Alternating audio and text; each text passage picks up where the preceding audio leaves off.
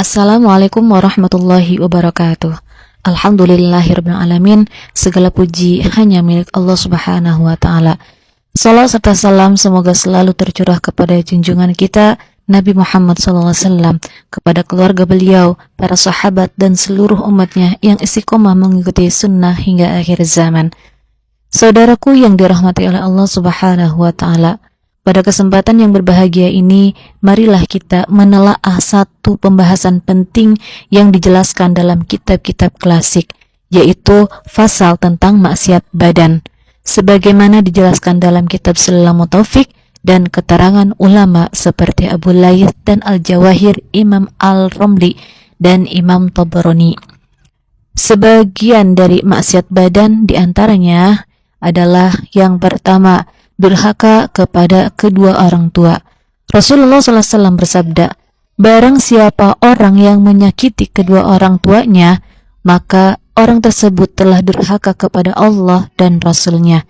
Dan barang siapa yang memarahi kedua orang tuanya, maka Allah akan menimpakan kepadanya bara api neraka sebanyak tetesan air yang turun dari langit ke bumi, sebagaimana diceritakan oleh Abu Layth dalam kitab Al-Jawahir. Oleh karena itu, berbuat baik dan berbakti kepada orang tua adalah merupakan suatu kewajiban yang sangat besar yang tidak boleh diabaikan. Durhaka kepada keduanya merupakan maksiat badan yang paling berat. Karena langsung menyakiti hati orang tua dan melanggar perintah Allah Subhanahu wa taala. Yang kedua dari maksiat badan yaitu kabur dari medan perang. Termasuk maksiat badan adalah kabur dari medan perang, yaitu ketika seseorang lari meninggalkan pertempuran setelah semuanya siap siaga berdiri di medan jihad. Perbuatan ini sangat tercela, apalagi jika dilakukan karena takut atau karena ngeper melihat musuh yang jumlahnya 2 kali lebih banyak dibandingkan kelompoknya yang sedikit lagi lemah. Allah Subhanahu wa taala berfirman bahwa orang yang berpaling dari pertempuran tanpa alasan yang dibenarkan akan mendapat kemurkaan dari Allah. Sikap pengecut seperti ini merusak semangat juang dan melemahkan barisan umat Islam. Na'udzubillahi min dzalik. Yang ketiga dari maksiat badan yaitu memutuskan tali silaturahmi. Maksiat badan berikutnya adalah memutuskan tali silaturahmi dengan saudara, baik yang dekat maupun yang jauh, baik yang memiliki keturunan maupun yang tidak. Menurut Imam Al-Romli, perbuatan seperti ini termasuk dosa besar, karena silaturahmi adalah perintah Allah Subhanahu wa taala yang membawa keberkahan hidup, memperpanjang umur, dan menambah rezeki. Orang yang memutuskannya berarti telah memutus rahmat dan kasih sayang di antara sesama manusia. Yang keempat dari maksiat badan yaitu menyakiti tetangga. Termasuk juga maksiat badan adalah menyakiti tetangga, baik dengan perbuatan maupun ucapan. Batasan tetangga dalam Islam adalah 40 rumah dari kanan, dari kiri, dari depan, dan dari belakang rumah. Bahkan jika tetangga itu beragama non-Islam atau orang kafir, yaitu orang kafir yang dijamin keamanannya, tetap tidak boleh disakiti, baik secara lahir maupun secara batin. Rasulullah SAW bersabda, barang siapa yang beriman kepada Allah dan hari akhir, maka janganlah ia menyakiti tetangganya. Hadis ini menunjukkan bahwa menyakiti tetangga adalah tanda lemahnya iman dan termasuk perbuatan dosa besar. Yang kelima dari maksiat badan yaitu mewarnai rambut dengan warna hitam. Rasulullah SAW bersabda, kuning dan merah merupakan warna rambut orang-orang mukmin.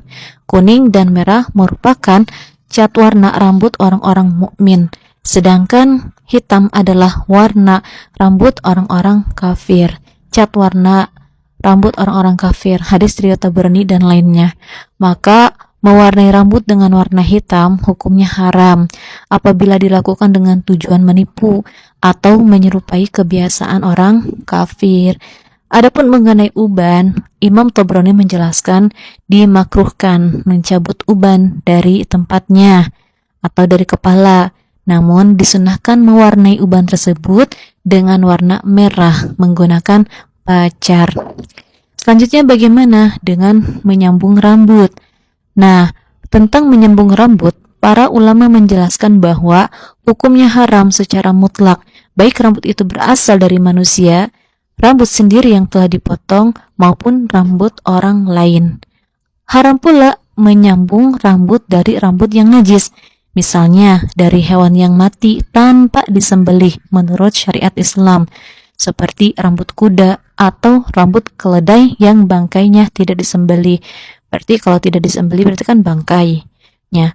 Namun apabila rambut hewan tersebut suci karena telah disembelih secara syar'i, seperti kuda atau himar yang disembelih menurut aturan Islam, menurut syar'i, maka boleh digunakan untuk menyambung rambut. Dan syarat mendapatkan izin, dengan syarat mendapatkan izin dari suami atau tuannya. Apabila dilakukan tanpa izin, maka tetap haram hukumnya. Selanjutnya, maksiat badan yang ketujuh, yaitu laki-laki yang menyerupai perempuan ataupun sebaliknya. Allah Subhanahu wa Ta'ala berfirman, Allah melaknat laki-laki yang menyerupai perempuan dan perempuan yang menyerupai laki-laki. Menyerupai di sini mencakup akhlak, penampilan, gaya bicara, cara berpakaian, dan gerak tubuh. Jika seorang laki-laki bersifat gemulai seperti perempuan, memakai pakaian dan perhiasan khas perempuan, atau perempuan memakai pakaian dan berperilaku seperti laki-laki, maka keduanya termasuk dalam perbuatan yang dilaknat oleh Allah Subhanahu wa Ta'ala.